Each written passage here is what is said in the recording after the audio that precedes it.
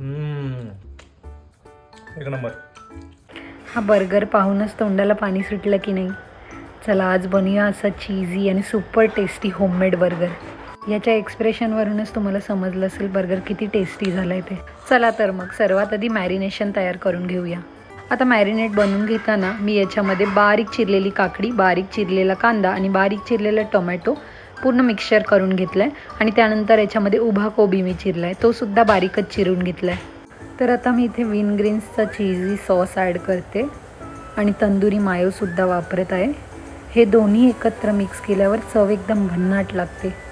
जो हा व्हाईट कलरचा चीजी सॉस आहे ना, त्याच्यामुळे एकदम चीजी फ्लेवर येतो बर्गरला आणि टेस्ट इतकी एनहान्स होते ना याच्यामुळे। त्यानंतर मी इथे तंदुरी मायोसुद्धा ॲड केलं आहे, तो पण विनग्रीन्सचाच आहे। जर तुम्ही पिझ्झा, बर्गर किंवा चटपटे सँडविचेस खाण्याचे शौकीन असाल ना, तर हे सॉसेस घरी मस्ट आहेत, म्हणजे तुम्हाला ठेवायचेच आहेत, ज्याने तुमची जी पदार्थ तुम्ही बनवता त्याच्यामध्ये टेस्ट एकदम एनहान्स होते, एकदम छान लागते। आता या ठिकाणी मी सॉसेस नंतर थोडासा पेरी पेरी मसालासुद्धा ॲड करून घेतला आहे आणि सर्व मिश्रण एकजीव करून घेते, छान मस्त मिक्स करून घेते।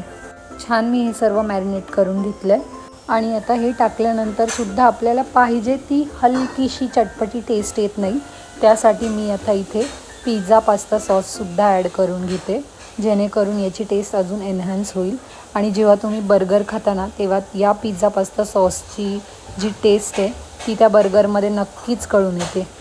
आता हे आपलं मिश्रण रेडी झालेलं आहे, ते मी साईडला ठेवते आणि आता मी रेडीमेड मॅकेनची बर्गर वेज पॅटी घेऊन आलेली आहे। तर तुम्ही पाहू शकता ही पॅटी काही अशी दिसते, जी तुम्हाला तळून घ्यायची असते। तर यामध्ये जी पॅटी आपल्याला मिळते ती आलू पॅटी आहे आणि ही पॅटी तुम्ही जवळजवळ तळूनसुद्धा घेऊ शकता, जी की मी तळून घेतली आहे, किंवा तुम्ही एअर फ्रायरमध्ये फ्रायसुद्धा करून घेऊ शकता। बस तुम्हाला दोन्ही साईडला व्यवस्थित तेल लावून घ्यायचं आहे पॅटीला आणि एअर फ्रायरमध्ये 10 मिनिटासाठी फ्राय करून घ्यायचं आहे। आता ही पॅटी तेलात तळल्यामुळे काय होतं, याच्यातलं जे तेल आहे ना ते थोडंसं जास्त राहतं, त्यामुळे मी तुम्हाला सजेस्ट करेल की तुम्ही पॅटी एअर फ्रायरमध्ये फ्राय करून घ्या छानपैकी। आता इथे आपल्या पॅटी व्यवस्थित छान तळून झालेल्या आहेत। एका साईडला मी पॅटी तळून घेतल्यात आणि एका साईडला याने मस्तपैकी बर्गरला असं बटर लावून छानपैकी भाजून घेतले। आता ही पॅटी छान क्रिस्पी रेडी झालेली आहे, एकदम कुरकुरीत। आता एका ठिकाणी पॅटी तळून घेतलेली आहे आलू पॅटी आणि एका ठिकाणी छान असं बटरमध्ये जे बर्गर आहे ते व्यवस्थित भाजून घेतलेत आणि आता आपण बर्गर रेडी करूया आपला। त्यासाठी मी इथे चीज स्लाईससुद्धा घेतलेली आहे आणि 4 बर्गरच्या पॅटी ठेवलेल्या आहेत। आता बर्गरच्या बेसवर असं एक एक स्लाईस मी चीजचा मस्तपैकी ठेवते व्यवस्थित बेसला आणि त्यावर आता आपण जे मॅरिनेट तयार केलं होतं, जे रेडी केलं होतं ते असं व्यवस्थित पसरून घेते, जेणेकरून बर्गरची जी पॅटी आहे ती यावर व्यवस्थित बसेल। आणि मला मॅरिनेट पर्सनली खूप आवडलं हे, त्यामुळे मी थोडंसं जास्तच प्रमाणात बेसला लावून घेतलं आहे, म्हणजे जे चीजवर मी स्प्रेड केलं आहे ना ते थोडंसं जास्त प्रमाणात घेतलं आहे।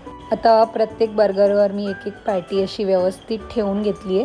तुम्हाला लागलं तर तुम्ही 2 पॅटीसुद्धा एका बर्गरमध्ये ठेवू शकता, पण आपला बर्गरचा साईज लहान आहे त्यामुळे मी एकच पॅटी ठेवली आणि आपला हा बर्गर रेडी झालेला आहे।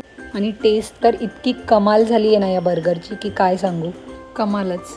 पावसाळा सुरू झाला आहे त्यामुळे बाहेरचं हे थंड वातावरण आणि आतमध्ये हा गरमागरम बर्गर, वाव काय कॉम्बिनेशन आहे, एकदमच डेडली कॉम्बिनेशन।